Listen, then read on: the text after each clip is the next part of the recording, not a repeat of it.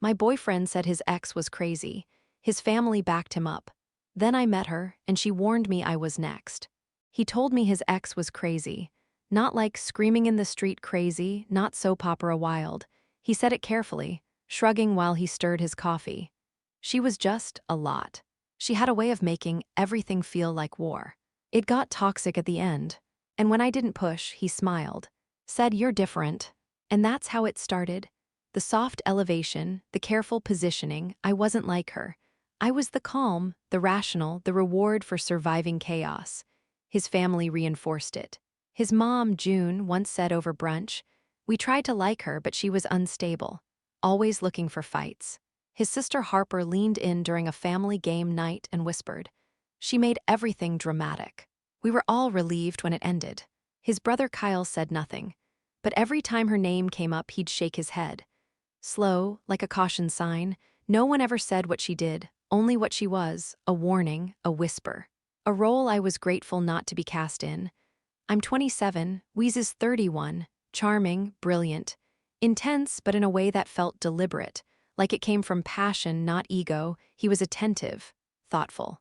He remembered details, my coffee order, the name of my first dog, what earrings I wore on our third date. So I believed him, believed his family, believed that maybe some people really do attract drama and maybe I was just lucky that he'd outgrown it. Still, sometimes I'd find myself wondering about her. The ex. Her name never came up on social. There were no photos, no tagged regrets, just one picture once tucked into a desk drawer I opened while looking for a pen. Weeze was in it, so was she, smiling. It looked recent within the last few years. He told me it was old, that he meant to toss it, and I didn't ask more, because I didn't want to seem like her. Then I met her, at a bookstore, near the back in the memoir section. I looked up and recognized her immediately. She looked just like the photo, a little older, a little softer around the edges, but there. Mara. She looked at me like she already knew who I was. Not in a territorial way, not cold, just curious. I smiled, awkward, said something about the weather. She smiled back and said coffee.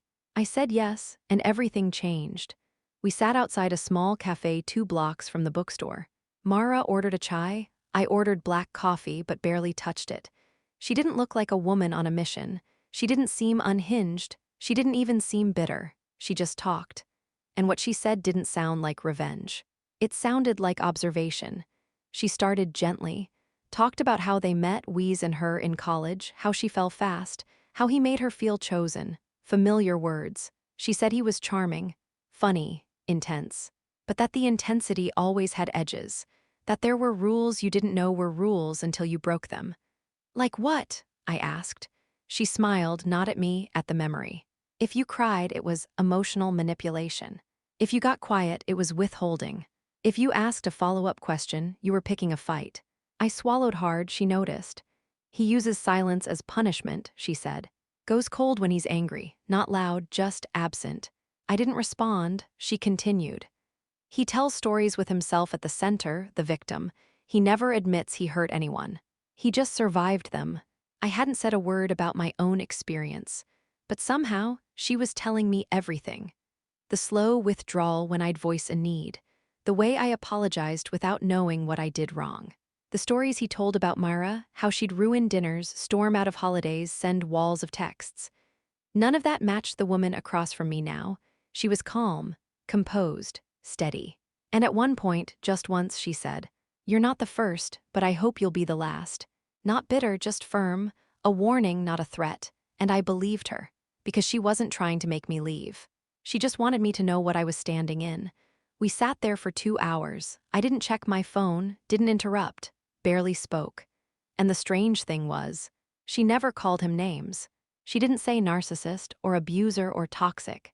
She didn't dramatize, didn't spiral. She just described him, with the kind of clarity that only comes after you've stopped trying to make someone better. She talked about the way he'd pause after you answered a question, not because he was thinking, but because he was measuring your answer for weakness. How he'd weaponize softness. How he'd say, "You're so sensitive," after you shared something tender. How every argument would end with you apologizing, even if you hadn't raised your voice, even if you didn't start it. even if you still didn't know what exactly you were apologizing for. And I sat there, nodding like I was listening to someone recount a movie I'd secretly already seen. Because I had, scene for scene. And the worst part wasn't that she was right. It was that she didn't even know me. I hadn't told her anything about my relationship, not a single complaint, but somehow. She told my story back to me, with different curtains, different seasons, same house. And for the first time in months, I felt like someone saw me. Not the version we wanted people to see. Not the patient, mature girlfriend who kept things light, me. And what scared me most wasn't what she said about him. It was what she recognized in me. The worst part? I didn't feel angry, not at first. I felt seen, in a way that left me raw. Like someone had turned on a light I'd been living without and now I couldn't stop squinting. All the little moments I'd brushed off came rushing back. The way Wheeze would ask, "You okay?" In that voice that already assumed I wasn't. The way I'd end up apologizing after he stonewalled me just to make the silence stop. The way I'd tell myself he's just intense, he's just misunderstood, he's just healing. I drove home in silence. Didn't turn on the radio, didn't call a friend, just drove, parked in front of our apartment and sat there. 40 minutes, watching people walk by, wondering what it felt like to be someone whose love didn't require interpretation.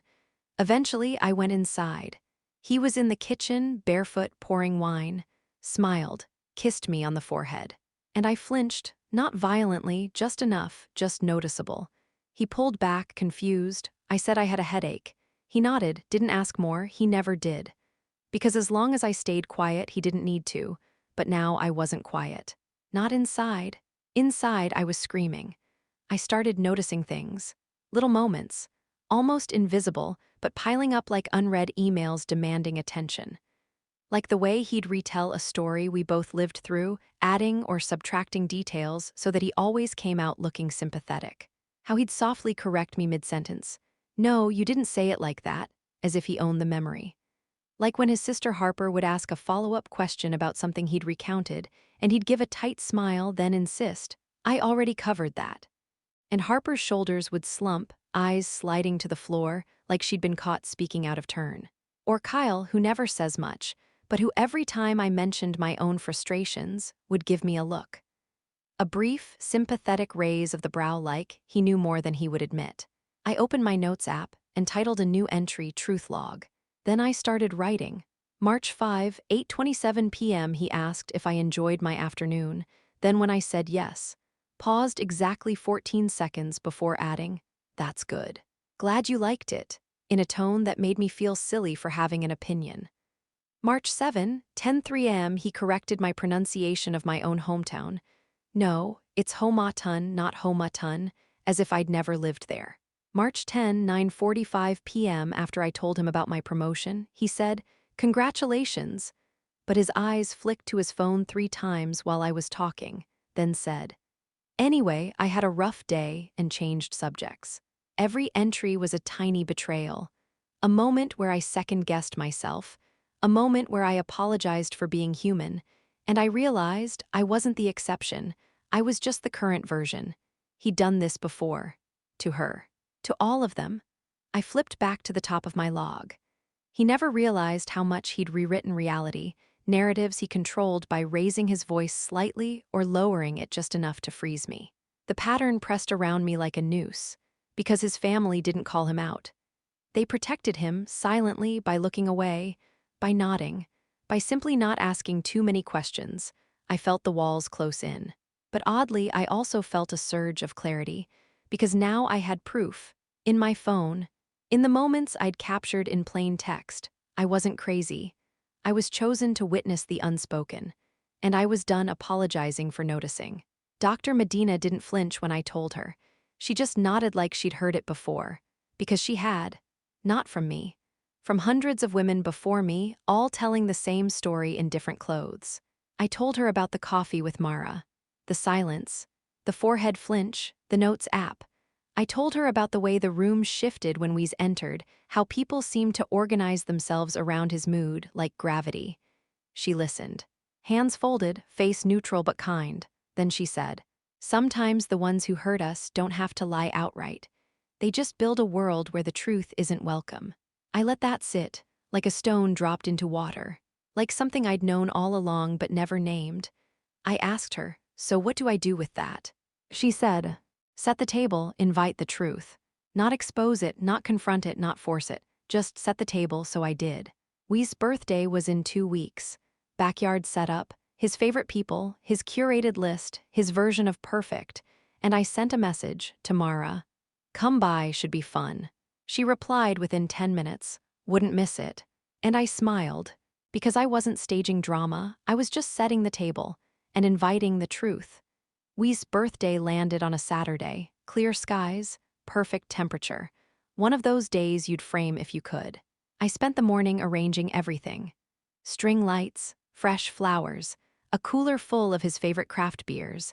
Even the playlist was tailored, old school R&B with just enough new stuff to feel cool.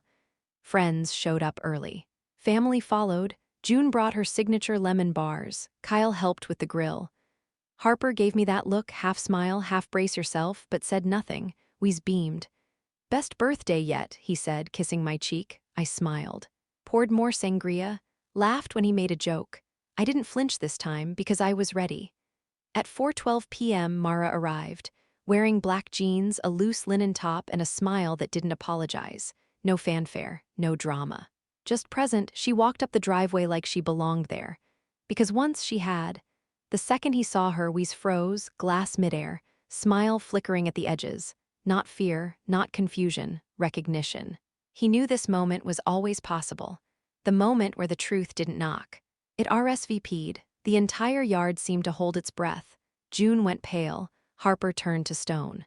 Kyle looked down at the grass like it had something urgent to tell him. And me, I offered Mara a drink. She took lemonade, sat at the far end of the yard, and didn't say a word. She didn't need to. Her presence was the sentence Weez had tried to cut from every story he told. And now everyone had to hear it. She stayed for exactly 34 minutes. Didn't make a scene, didn't raise her voice. Didn't so much as glance in Weez's direction, but she moved, spoke to June, calmly. June's smile never quite reached her eyes. She hugged Kyle. Light, familiar. Harper stared but said nothing. Mara didn't touch the food, didn't sit long. She just existed, proof in linen, ghost made flesh. Memory dressed in casual black. As she walked past me to leave, she paused, squeezed my arm, and said, "You're not alone." That was it, not run. Not fight. Just, "You're not crazy, you're not overreacting, you're not the first." And then she left. No storm, no destruction, just a ripple that shook everything. Weez came up 20 minutes later. Red-faced, voice low. "Why would you do that?" I looked at him and said, "Because I believe her." He blinked, didn't say a word the rest of the night, just picked at his cake. And finally understood this wasn't his story anymore. The next day, Harper texted me. No emojis, no disclaimers, just. That was cold, but it needed to happen. I stared at the message for a minute, typed, "Why didn't you ever say anything?" She replied almost immediately. "Because no one believes women who speak first." I didn't respond. What could I say? She wasn't wrong. She'd sat through years of it. Watched Mara fade. Watched we spin stories tight enough to trap a house. And maybe she hated it. Maybe she wanted to say something, but she didn't. Not until someone else cracked the silence. And now she wasn't just a witness. She was a mirror, reflecting all the ways silence can feel like safety, until it's not. I moved out a week later. No fight, no yelling, no tears, just a Saturday morning. Sunlight through the blinds. And a box cutter in my hand. I packed my books. My plants. The few kitchen things that were actually mine, left behind the wine glasses he never washed. The framed photo from a beach trip I barely remember enjoying. And the version of me that needed his approval to feel solid. I didn't wait for him to get home. I didn't leave a forwarding address. But I did leave a note, folded neatly, placed on the coffee table. It read, "You said your ex was crazy. You just forgot to mention you made her that way." I blocked his number, deleted our photos, but I kept one contact. Mara's, not because I needed her, but because I knew one day someone else might. I still talk to Mara sometimes. Not every day, not like best friends, more like survivors who recognize the same burn pattern. We send each other screenshots now and then. Tweets that say too much in too few words. TikToks with background music and captions like, "You were never hard to love." He was just never ready to stop controlling the narrative. But the last thing she sent me was a meme. Simple, a red flag held up like a carnival prize. Captioned, "Red flags look pink under warm lighting." We both laughed. Then we didn't, because that was the thing about Wheeze. He was warm until he wasn't. He made you feel lucky to be chosen, until you realized you were just a placeholder. And we had both worn that role long enough to outgrow it. We didn't bond over bitterness. We bonded over clarity. The kind you can only find after someone tries to rewrite your story. And you take the pen back. I don't tell the story to everyone, not because I'm ashamed, but because I've learned. Some people only hear what they're ready to admit to themselves. So I wait. Sometimes I'll be out, and I'll hear a woman laugh nervously at a dinner table, or say over drinks, "His ex was just crazy."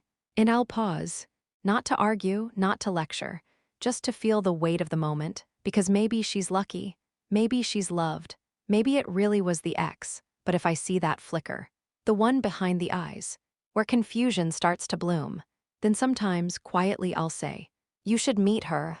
And then I wait, because the truth has a way of arriving, when it's ready to be heard. Thank you for watching. Please do not forget to like, comment, share, and subscribe. I love you all.